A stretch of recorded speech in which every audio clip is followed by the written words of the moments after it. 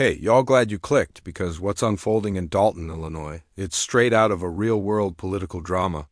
Think, power moves, betrayal, downfall, and a comeback nobody saw coming. This story, buckle in, it's got layers. Let's take it back to May 2021. Dalton made headlines. This small, predominantly black town voted in Tiffany Henyard as mayor, the youngest black woman ever to hold the position. She came in bold, promising transformation, empowerment, and the kind of leadership the town had been craving. The people backed her, they believed in her. They truly thought she'd change the game, but fast forward a few years and that hope? It flipped into frustration real quick. Instead of solving problems, Henyard became the talk of the town for all the wrong reasons. Accusations piled up, claims that she was blowing through public funds like it was her personal piggy bank, hair bundles, hand candles, fancy sandals, even cookware. While folks were struggling, she was allegedly treating taxpayer dollars like a shopping spree, and it didn't end there. Anyone who spoke out? She didn't take it quietly. She clashed with them out in the open. Meeting clips showed her snapping at critics, mostly black residents who just wanted answers. At one point she shouted, "Y'all should be ashamed. Y'all black and sitting here attacking a black woman that's empowered." But yelling didn't drown out the outrage. The pressure mounted, investigations launched, and finally, the shift everyone had been demanding took place. Dalton's got a new mayor, Jason House. After months of quiet chaos and political back and forth, House officially stepped in. And this wasn't just some quiet transition. City Hall was buzzing. People packed the building and crowded the lawn. The vibe? Electric. When Jason House laid his hand on the Bible and promised to lead with integrity and transparency, the whole room erupted in cheers.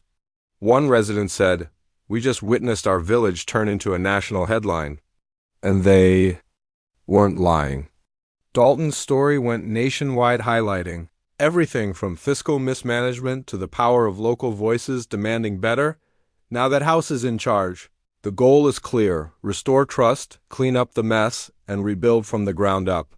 And based on the community's energy, people are ready for that reset. And Tiffany? She's taken her talents to Facebook.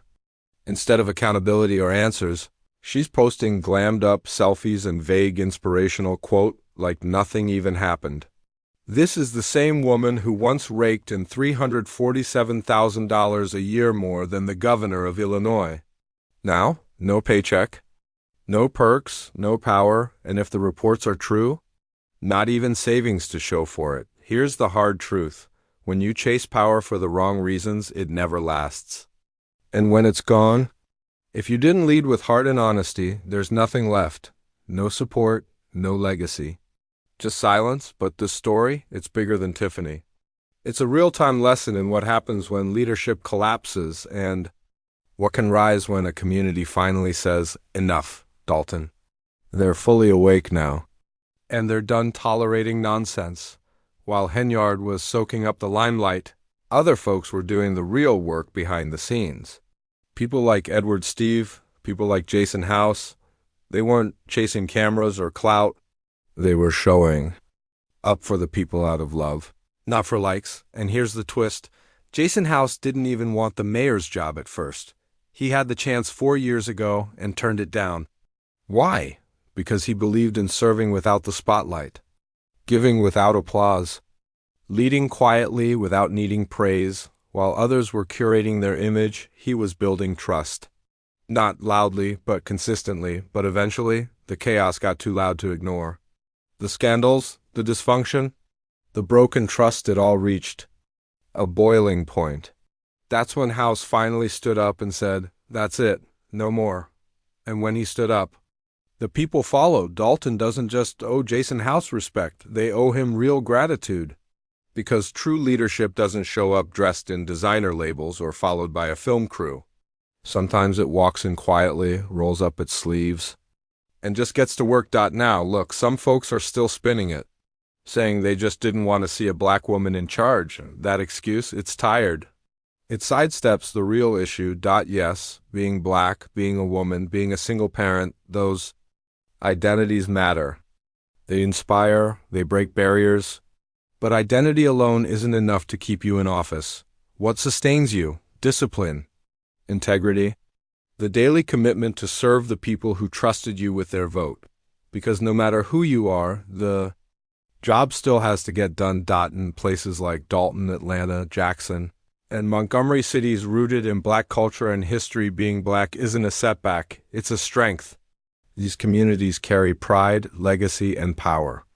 But once you're handed that power, it's all about what you do with it. I'm from Sacramento, and unless you're in LA or Oakland, it's tough climbing that leadership ladder. That's why a lot of us look toward cities like Detroit or Atlanta, where black leadership is making real moves. But here's the thing. Those dreams only work when our elected leaders actually show up and do the work. Too many times, we watch people rise into power only to fumble it. They get caught up in attention. They chase clout instead of change. And every time that happens, it's the community that pays the price. We've got to expect more. Leadership isn't a hustle, it's a responsibility. When people put their trust in you, you don't waste it. You show up. You do the work. You stay accountable. Because if we don't shift that mindset, the cycle keeps spinning, neighborhoods struggling while the so-called leaders are busy chasing the limelight. And this isn't just about Tiffany Henyard. It's bigger than her. It's about what leadership really means and how we handle the weight of being chosen.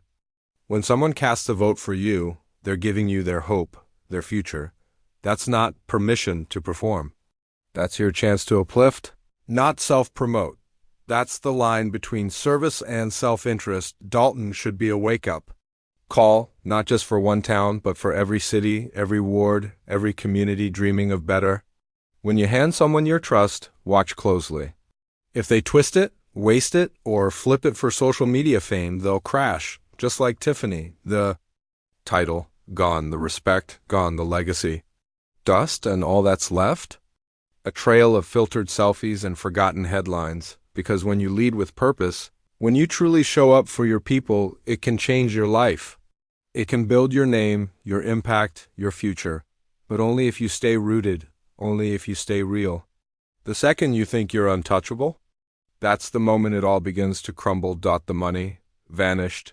The fans, silent, the spotlight, off. Just like that. And since we're talking about the fallout, let's get into Kamal Woods. Yep. That Kamal, the married man who allegedly got pulled into Tiffany's orbit when things were flashy and full of promise.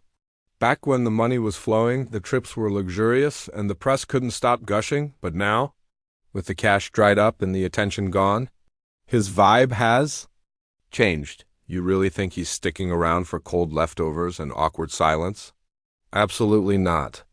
That man's already halfway out the door, with his suitcase zipped, because here's the reality, he was never in it for her. He was in it for the perks, the exposure, the ride, and now that ride's over, so is he, because when power fades, so do the people who were only there to take. Tiffany didn't just lose her seat, she lost her circle, her influence. Her shot. And yeah, stings, but that fall, she built it with her own hands. That's what happens when you treat public office like a side hustle instead of a calling.